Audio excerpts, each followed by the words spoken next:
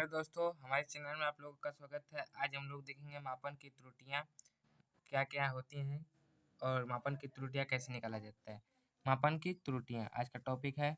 जब हम किसी मात्रा का मापते हैं तो पूर्ण सही मान नहीं मिलता, हमेशा कुछ त्रुटि होती है जिसे हम लोग एरर कहते हैं रहती है। मुख्य प्रकार,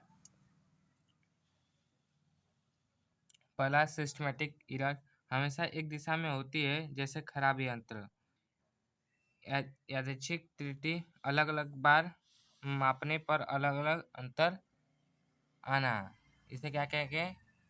यादृच्छिक त्रुटि। और तीसरा है सर्वाधिक समुच्चय, यानी कि लिस्ट काउंट एरर, यंत्र की क्षमता से जुड़ी होती है। और कैसे निकाला जाता है? त्रुटि? यदि एक छड़ी की वास्तविक लंबाई 50 सेंटीमीटर है परंतु माप 49.8 सेंटीमीटर आया, तो त्रुटि का कितना का हुआ? 50 माइनस 49.8, तो त्रुटि आ गया 0.2 सेंटीमीटर। एक बार और रिपीट कर देते हैं हम। मापन की त्रुटियां कौन सी होती हैं? जब हम किसी मात्रा को मापते हैं तो पूर्ण सही मान नहीं मिलता, हमेशा कुछ त्रुटि होती है जिसे हम लोग त्रुटि कहते हैं।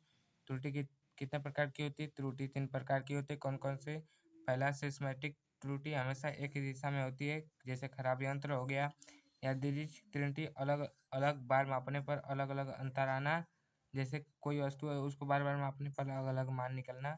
सर्वाधिक समुच्चय, यंत्र की क्षमता से जुड़ी होती है। लिस्ट काउंट एरर, यदि एक छड़ी की वास्तविक लंबाई कैसे निकाला जाता है वो बता रहे हैं। यदि एक छड़ी की वास्तविक लंबाई 50 सेंटीमीटर परंतु माप 49.8 सेंटीमीटर आया, तो त्रुटि कितने का हो गई? 50 से माइनस 49.8, तो यहाँ पे त्रुटि हो जाएगा 0.2 सेंटीमीटर।